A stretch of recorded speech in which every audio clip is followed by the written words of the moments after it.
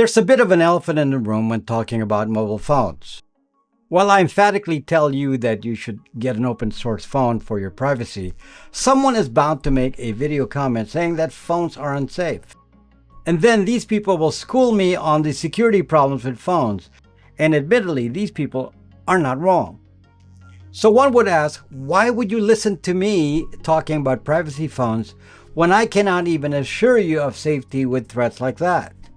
More aggressive aspects of phone security is not the area I focus on a lot, since I am more targeted towards big tech and government mass surveillance, which I believe is the greater threat, way more than individual targeted attacks. We all want and need privacy, and we need some level of security on our phones, though we are just average everyday users. However, some people like Edward Snowden, Julian Assange, whistleblowers, journalists, politicians, and people who live in the underworld of spycrafts, or likely even criminals like drug dealers, need a level of security that's above and beyond.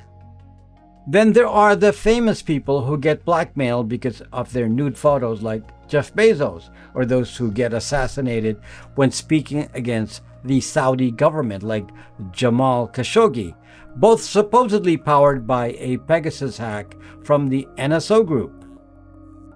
Or if you're a criminal, a spy, or an enemy of the state, then when you are arrested, they can take your phone and extract your files and photos using advanced tools. Or someone could hack you remotely. Let me be clear, the average person doesn't really need to worry too much about these threats because these are focused on high-value targets. However, I need to explain it to you so you can judge for yourself if these are things you need to worry about or not. I don't want to give you an incomplete picture with phone. So stay right there.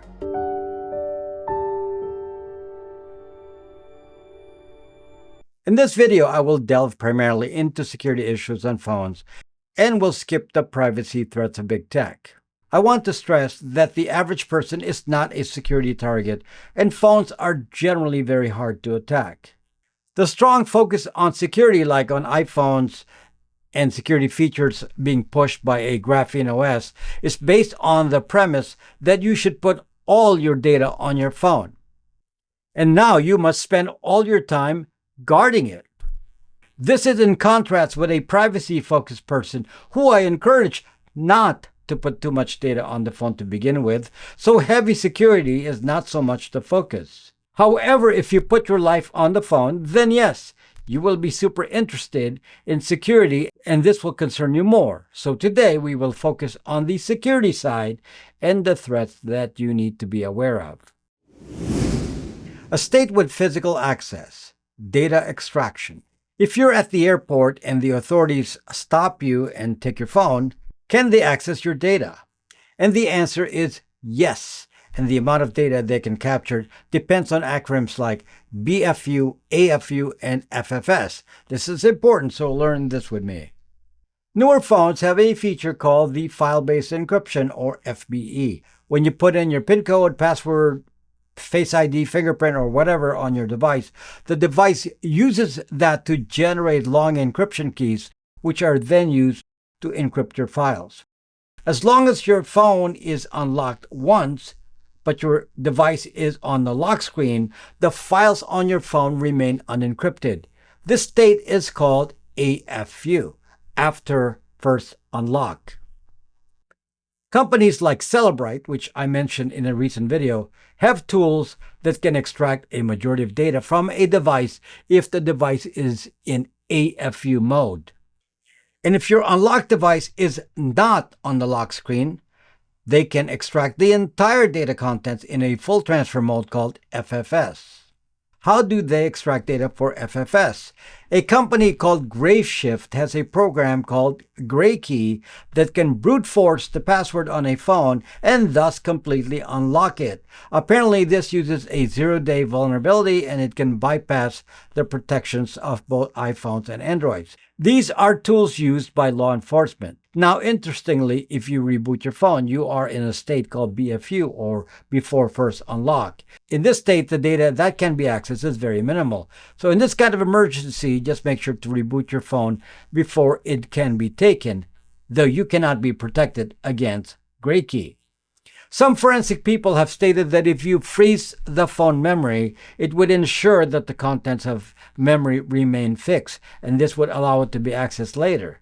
These are just examples of techniques used to extract data like encryption keys in memory. A state with physical access, surveillance. When a state gets access to your phone, they may return the phone to you, and at that point, the phone is likely tainted. There are very many ways to insert malware into a phone or leave it temporarily in memory when there's physical access. Again, this is state-level stuff, not something the average hacker can do. They can install secret system apps, directly modify executables in Linux, root the phone, possibly put keyloggers and Trojans on the phone. Since they can brute force the password, they can get the same access as you can, so all of this is possible.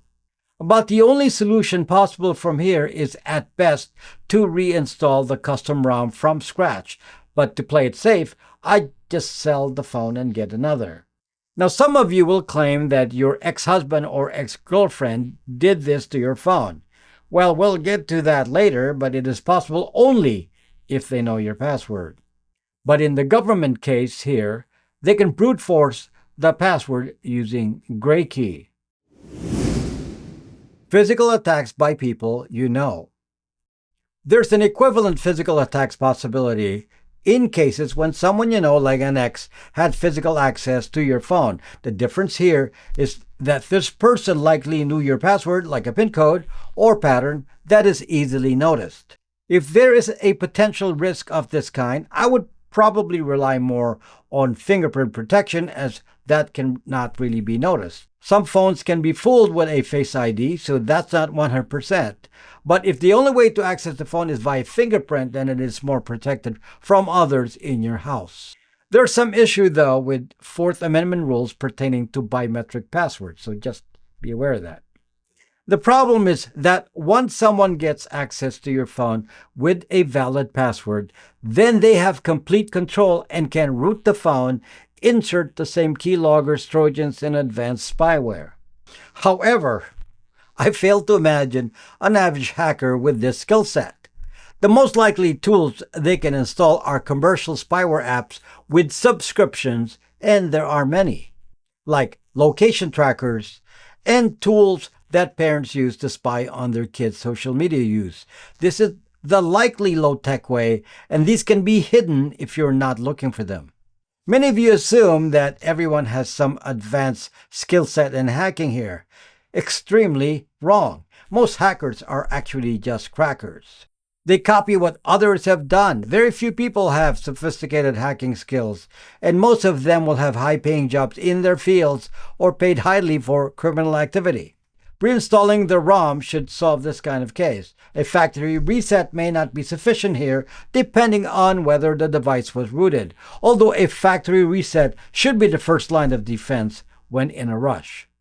Just note, though, that modifying the root level files will often break verified boot, so you will likely get a warning as well. So if your phone comes with a verified boot OS like on a Brax 3 or a Graphene OS, then you should pay attention to changes in warnings on boot.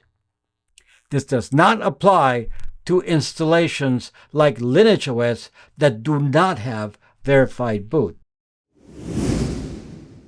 Internet attack, full decryption.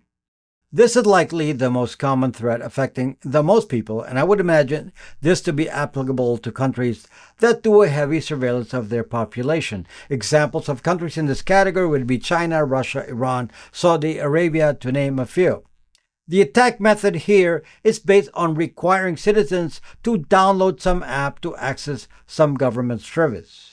Then the app installs a fake root certificate on the device. I discussed the mechanics of root certificate attacks in an old video, but just in general, a fake root certificate breaks the TLS encryption on the internet.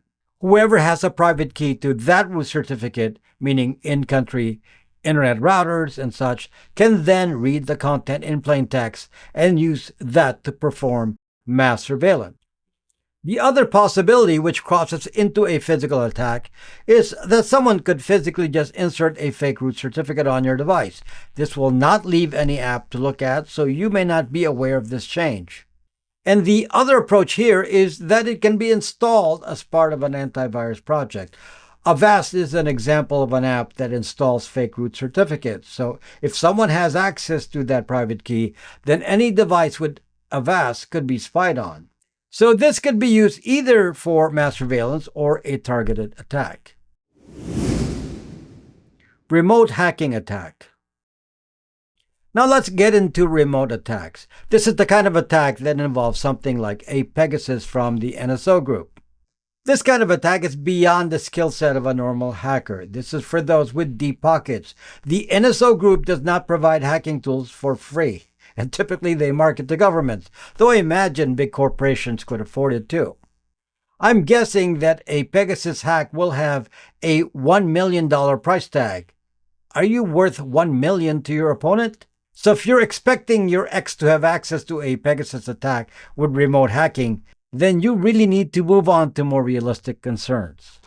Pegasus is based on some to-date unknown zero-day, which I imagine cost the NSO group a lot of money to discover. It would be their most protected asset. Pegasus is a no-click attack, so apparently this will not require you to take action to embed the malware, which can extract data from your phone.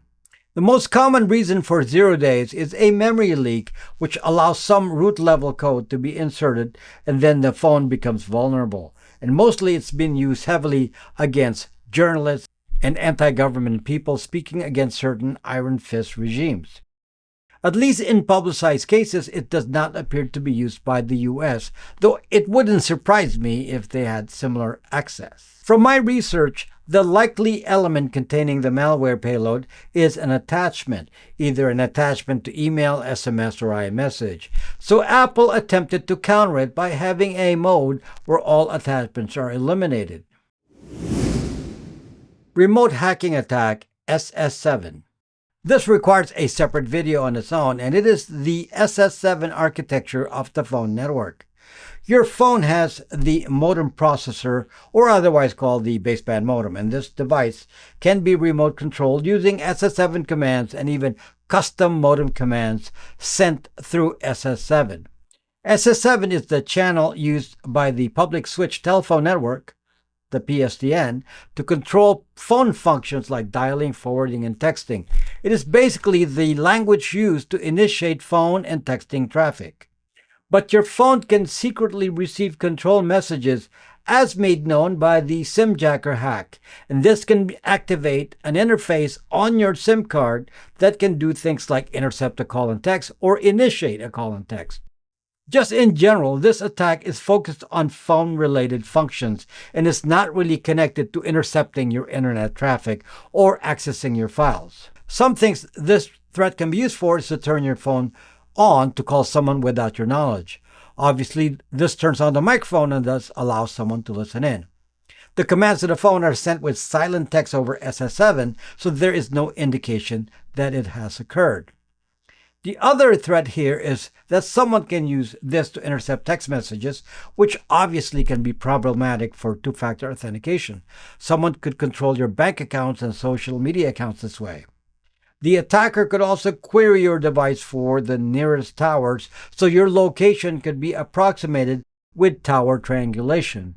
Not super precise, but could be useful for general surveillance. The attacker has to know your number to perform this attack, and generally this attack is not at the skill set of the average hacker because of authentication requirements to SS7. I would expect that credentials from a carrier employee or government access would be required. There are some theoretical attacks made on the baseband modem itself to see if it can be used to access the main OS, meaning iOS and Android. I read in one case where someone transferred a file to the phone with a Samsung Exynos SoC.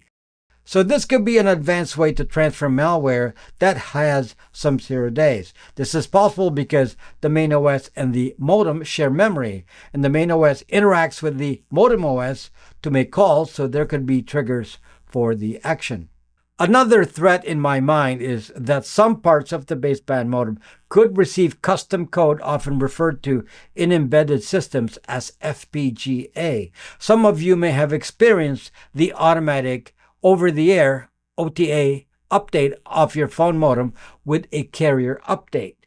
Since this could load new software on the phone, it could possibly be a vector for introducing spyware at the modem level and can be used to track people who approach certain sites, like the NSA site in Fort Meade. Supply chain attack. There's another level of vulnerability on a phone that is possible, though discovering these kinds of attacks may be quite difficult. Phones, even those we classify as open source, such as those using Android Open Source Project, still has programming that is not visible to us. This is referred to as closed source blobs, meaning they are executable binaries and we don't know what's in them. A big source of these are device drivers from Broadcom or device drivers for cameras, sensors, power management, and so on that do not come from Linux itself. On an Android phone, these would be files found in vendor system or systemlib64. Here's a theoretical example. Let's say that the manufacturer of the camera module modified the driver so that a live shot could be monitored on the phone by an external party. Likely, the device driver for the camera is closed source, and we don't know who made the device driver. But if a device driver is made to capture camera images, then there is a feature in Linux that is built into phones called SE Linux.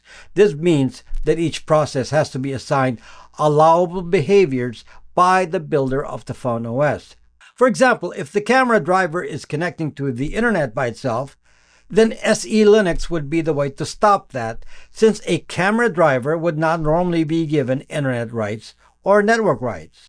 Now, it is possible that someone modifying SE Linux policies may screw up here, but since SE Linux is outside of the control of the driver programmer, then it would be a long shot to get such a threat activated. However, if some camera driver interacts directly with the network driver using secret communications, then the collusion between the two may not be within the scope of what SE Linux can control in its security policies. So I state this as a possibility, and we should be on guard that this could be an avenue for a zero-day. The other potential source of threats is if someone embedded an engineer at Qualcomm, MediaTek, Samsung, or TSMC to inject hardware-based functionality. These kinds of threats are generally known as hardware supply chain attacks, and the problem is that they are very hard to discover inside complex SoCs or even device drivers. Now, some cocky custom ROM OS maker will likely claim that their OS is invulnerable, and with some of these threats I mentioned, it becomes clear that it is impossible to guarantee a completely safe phone. Supply chain attacks are, in my opinion, at the level of three-letter agencies and embedded engineering spies. There's already a history of this having been done, particularly on router equipment from Cisco and others. This is something that would be used very sparingly to keep it a secret and likely reserved for high-value targets. IMSI Catcher Attack. An old favorite attack was the use of the Stingray device, which is just generally called an IMSI catcher. This is a radio-based attack and is basically a man-in-the-middle method of intercepting your cell traffic. In theory, this attack is well documented enough that even hackers can use it to some extent. However, personally, I think this is no longer as important to use for law enforcement purposes. Mostly it is used to wiretap someone and listen in to conversations if you didn't know the phone numbers of the parties. But if you know the phone number, law enforcement can just wiretap the number directly from a browser over the internet. They don't even need to be present. This is because of the CALEA law. But this is useful to know who's gathered at a particular location. This device can run in passive mode and just record IMSIs of devices in the area, and thus is a proximity sensor. You can sense who's near a particular location, which is really geofencing. Again, this has been replaced by an easier tool like Fog Data Science, Anomaly 6, or the Google Sensor Vault, all of which are heavily used by law enforcement and have been used in court cases. What is the real life risk? Knock on wood, my phones have never been hacked, and I'm, of course, a targeted person, though typically I'm targeted by hackers, not state-level operatives. So certain things I do must make me less vulnerable to an attack. But on the other hand, as I said, the bulk of the attacks you see are from state-sponsored hackers, and I'm not that kind of threat. The main lifestyle difference that protects me is that I've learned to not put much of my data on the phone. Photos on my phone are recent, and then I transfer them to my backup server, which is Synology. I not only limit the apps I use, but I have a long-standing policy of not opening attachments. As you all have heard, the new phone technologies are focusing on AI and the AI companion, and the main feature of these new operating systems is to see what you see. Apple and Google both currently do client-side scanning to capture what you're doing on screen, and Microsoft is doing the same on a Windows PC. Fortunately, open source OSs do not have this kind of AI or AI agents that analyze your content. So if someone physically takes my phone, this kind of historical information will not be on it. The biggest risk to most people is from physical access to the phone, and the threat is then either using government tools like GrayKey to brute force a PIN code, or your ex knowing your PIN code. Once someone unlocks your phone, then all hell can break loose. But government access aside, with simpler protections like using fingerprint or just being aware of who can access your phone is enough to prevent attacks. Having given you all the security issues with phones, it is crazy to be obsessing with all this as some people do, while ignoring the main issue, which is affecting 99% of all people. And that is having Apple, Google, Facebook, and others have complete access to all your data. It is not even important to look at your phone, as they already have your data remotely, or at least a profile of your data. And this is why I focus on the privacy issue more, because it is more pressing. Only a fraction of 1% of you may experience a security attack, but 99% of you are already subject to a privacy attack. When I push you to use open source phones, I know that it really eliminates you from being in the 99%. You will be in the 1% of people safe from privacy issues. Then at that point, working on security issues makes you feel more secure, and it is icing on the cake. So please put my teachings here in balance. A good number of you claim that you've been hacked. But to be honest with you, you may not know you're hacked until someone actually shows you information that they've acquired from you. And don't assume that the information came from your phone. It could have come from the internet. But I'm 100% certain that big tech already has a ton of your data.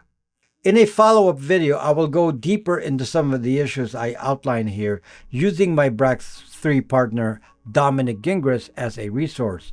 He has a long history of building secure phones, mostly for governments, and we can learn some of the challenges of hardening a phone against attacks.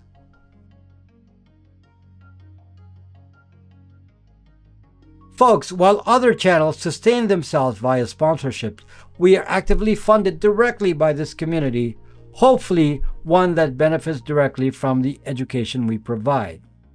Thank you to those who provide donations to us through Patreon, Locals, and YouTube memberships. Our long-run approach is just to offer services and compete in the open market to generate your trust and patronage. This makes me feel like I'm always offering you value rather than feel like I'm begging. For those interested in the BRAX 3 project, that is handled by the site braxtech.net, and you can see the current status of the project there, which currently started shipping. We have other products that you will find on our community area on BraxMe. There are over 120,000 users that are part of our community and that discuss security and privacy issues in a safe environment. Many of you believe in us, and so this community is growing. Some have been involved for more than 10 years. In our store there, you will find products like the Google phones, Brax Virtual Phone, Brax Mail, Bytes VPN, and Brax router. These are an essential base to building your personal privacy and of course support the creation of content on this channel. Thank you for watching and see you next time.